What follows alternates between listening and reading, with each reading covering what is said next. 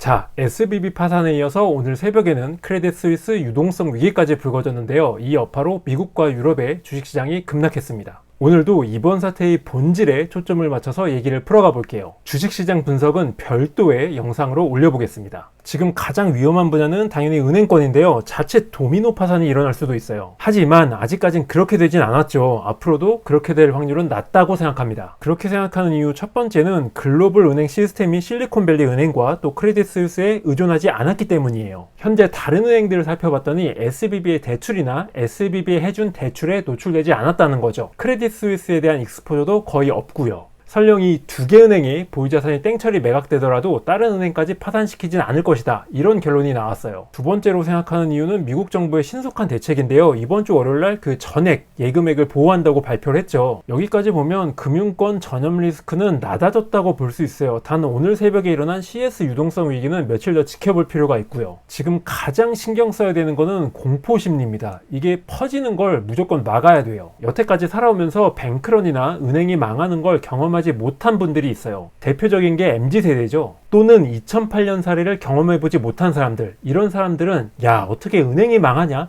나한테는 절대 그런 일이 일어나지 않아. 하고 있다가 적잖은 충격을 받았을 겁니다. 야, 은행도 안전하지 않을 수가 있구나. 부랴부랴 은행으로 달려가서 돈을 뽑을 수 있다는 거죠. 근데 이런 흐름은 전혀 합리적이지 않습니다. 자기 현실화, 말이 씨가 된다고 개인의 생각이 뭉치고 뭉쳐서 진짜 은행이 망하게 됩니다. 뱅크런 진짜 별거 아닙니다. 모든 사람들이 은행으로 달려가서 돈을 빼내면은 그게 바로 뱅크런이 되는 거예요. 지금 트위터나 페북을 보면 돈이 묶였다 어떡하냐부터 시작해서 뭐 다른 은행도 위험하다, 크레딧 스위스 다음은 어느 은행 차례다, 2008년보다 더한 경제 위기가 올 것이다, 뭐 글로벌 경제 작살날 것이다, 이런 얘기가 퍼지니까 사람들이 불안할 수밖에 없는 거죠. 일단 미국 정부가 대통령까지 나서서 예금자 보호한다고 밝혔고 대형 은행들에게도 강력한 보증까지 해주고 있어요. 하지만 인간 심리까지는 어떻게 할 수 없죠. 미국 메이저 은행들까지 불안해졌다, 이런 얘기가 돌면 상황은 엄청나게 악화될 겁니다. 현재 미국 대형 은행들 상황은 어떨까요? 결론부터 말하면 괜찮습니다. 일단 SVB 사태로 문제가 되고 있는 건 미국의 지역 은행들이에요. 우리로 치면 뭐 지역의 농협, 축협 같은 은행들이 있죠. 주가가 이를 잘 보여주고 있는데 여기 아래에 있는 은행들 한번 보시죠. 이 은행들이 누구냐? 뉴욕에 있는 시그니처 뱅크, 그 실리콘밸리 뱅크랑 더불어서 파산한 은행이죠. 그 다음에 여기 실리콘뱅크 은행, 그 다음에 팩웨스트, 이런 지역 은행들입니다. 이번 3월 들어서 얘네들 주가는 떡락했습니다. 반대로 여기 위에 있는 세계은행 주가는 선방했습니다. 이 세계은행이 누구냐? JP모건, 메이저 은행이죠. 그 다음에 뱅크 오브 아메리카, 메이저 은행이죠. 그 다음에 웰스파고, 역시 메이저 은행이에요. 이것만 봐도 미국 대형 은행들이 아직은 영향권 밖에 있다 라고 할 수 있는 거죠. 자, 그러면 모든 문제가 해결됐느냐? 아닙니다. 아직 하나 더 남았습니다. 심리적 요인과 더불어서 걱정해야 될 게 있는데 바로 금리입니다. 확실히 알아두셔야 되는 게 SVB가 망한 이유가 그 스타트업들에게 많은 대출을 해줘서가 아니에요. SVB가 망한 건 보유자산 대부분을 장기 국채, 회사채에 투자했기 때문입니다. 크레딧 스위스 같은 경우에는 여러 군데 투자했다가 돈을 날려먹은 게 많아서 위기가 온 거거든요. 근데 이것도 어차피 금리 상승 때문이에요. 자, 금리가 오르니까 어떻게 되죠?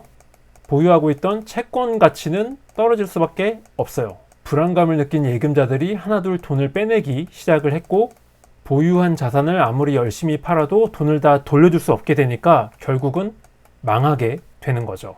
여기서 한 가지 의문이 생겨요. 다른 은행들도 엄청나게 많이 국채를 가지고 있거든요. 괜찮을까요? 당연히 얘네들도 타격이 있어요. 미국과 유럽 은행들의 자산 가치가 급감했다는 뉴스 들어보셨을 겁니다. 많은 사람들이 자신이 거래하는 은행의 곳간을 걱정하기 시작하죠.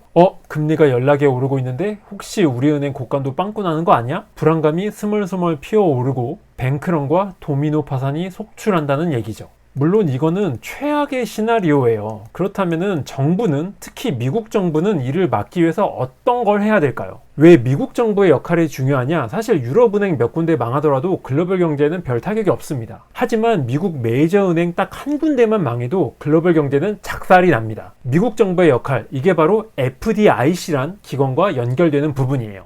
FDIC는 두 가지 임무가 있어요. 현재는 이 두 번째 작업을 열심히 하고 있는데 애석하게도 SVB 자산을 사줄 구매자를 찾는데 좀 어려움을 겪고 있습니다. 이거 많은 분들이 놓치고 있는 부분인데요. 이 영상을 보시는 분들은 꼭 기억을 해두셨으면 좋겠습니다. 예금액 전액 보호와는 상관없이 SVB 자산을 지금 매각하고 있는데 그 자산을 사줄 구매자가 한 명인지 여러 명인지가 중요해요. 즉 통으로 매각하는지 아니면 쪼개서 분할 매각하는지를 중점적으로 보셔야 됩니다. 베스트는 단일 구매자한테 통으로 매각하는 거예요. 왜냐면 여러 명한테 쪼개서 매각을 하다 보면은 이게 떨이 매각을 할 수밖에 없습니다. 그러니까 왜 당근마켓으로 치면은 레고가 들어간다고 하죠. 이게 정말 별거 아닌 것 같지만 경제 전반에 미치는 영향을 고려해서라도 단일 구매자를 찾고 통매각하는 게 훨씬 좋다. 조만간 뉴스에서 분할 매각이 된다 이러면은 플랜 B가 가동됐구나 이렇게 생각하시면 되겠습니다. 이것도 알아두시면 좋아요. 첫 번째, 무슨 돈으로 예금자들한테 돌려주느냐? 이거는 SVB 자산 매각 대금은 아니고요. 매달 미국 은행들이 조금씩 내는 보험료 같은 게 있습니다. 예금 보험 펀드라는 것인데 여기서 SVB 25만 달러 초과 예금자들한테 지원해 주는 겁니다. 두 번째, 옐런 재무장관이 지원해 줍시다 라고 해서 지원해 주는 게 아니에요. 야, 돌아가는 상황이 심각하다 이렇게 판단이 되면은 연준 총재들 또 FDIC 이사들 또 옐런 장관까지 한데 모여서 투표를 합니다. 거기서 3분의 2 이상이 동의를 하면은 전액 보장해 줄 수 있어요. 그러니까 연준과 재무부는 이번 SVB 사태가 터지자마자 초장에 이거 빨리 진압해야겠다 라고 생각했다는 거죠. 세 번째, 부수 효과가 있다? 분명히 있습니다. 앞으로 얼마든지 다른 은행들도 파산할 수 있잖아요. 그럴 때 이 예금보험 펀드가 예금자 전액 다 보장할 수 있겠구나 이런 안도감 주는 효과가 있는 겁니다. 뿐만 아니라 크레딧 스위스 위기가 점차 번져나가면 미국 정부가 또 신속하게 대응하겠구나 이런 효과도 있는 것이죠. 이번 정부 발표로 미국 은행 고객들은요 기존에 보장받지 못했던 예금이 이제부터는 보장받는 예금으로 바뀌었다는 걸 알게 됐어요. 그렇다면 크레딧 스위스 위기가 번지든 말든 예금을 잃어버릴 가능성이 0%가 됐죠. 굳이 은행으로 달려가서 현금을 뽑아올 필요도 없게 된 거고 공포감은 완전히 사라지겠죠. 미국 정부가 원하는 노림수가 바로 이겁니다. 네 번째, 이건 아닙니다. 예금자 보호와 구제금융은 완전히 달라요. 2008년 금융위기를 초래한 은행가들은 구제금융을 받은 이후에도 잘리지 않고 계속 자리를 유지했어요. 구제금융 받은 은행도 역시 살아남았고요. 심지어 정부가 이익을 보장해주기까지 했습니다. 보통 사람들은 대량 실업과 경기 침체로 말도 못한 고통을 겪었지만 위기를 초래한 사람들은 오히려 수백만 달러 고액 연봉을 받으면서 정부의 서포트를 받는 말도 안 되는 상황이 펼쳐졌죠.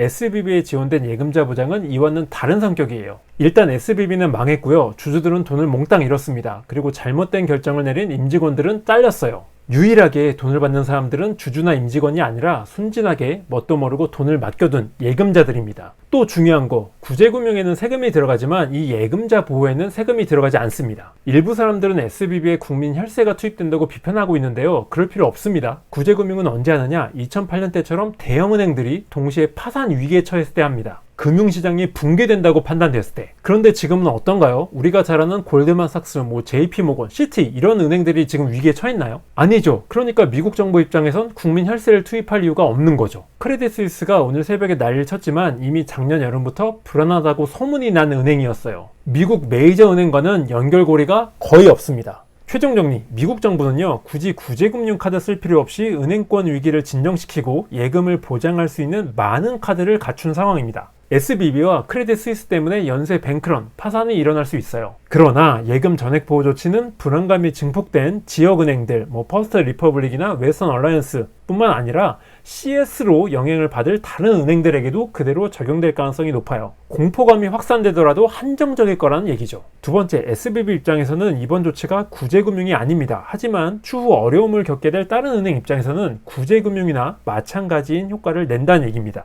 왜냐면 다른 은행들 주주들이나 임직원들은 피해를 미연에 막을 수 있게 됐으니까요. 마지막으로 꼭 드리고 싶은 말씀이 있는데 은행을 살리기 위해서 금리 인하를 해야 된다? 이런 여론이 있는데 저는 좀 회의적입니다. 이거는 한마디로 눈 가리고 아웅식이라고 생각을 해요. 이건 어차피 다음 주에 있을 3월달 FOMC 금리 결정과 관련된 문제이기 때문에 별도의 영상으로 다뤄보도록 하겠습니다. 오늘 내용이 유익하셨다면 구독과 좋아요 부탁드리겠고요. 저는 다음 영상으로 찾아뵙겠습니다. 감사합니다.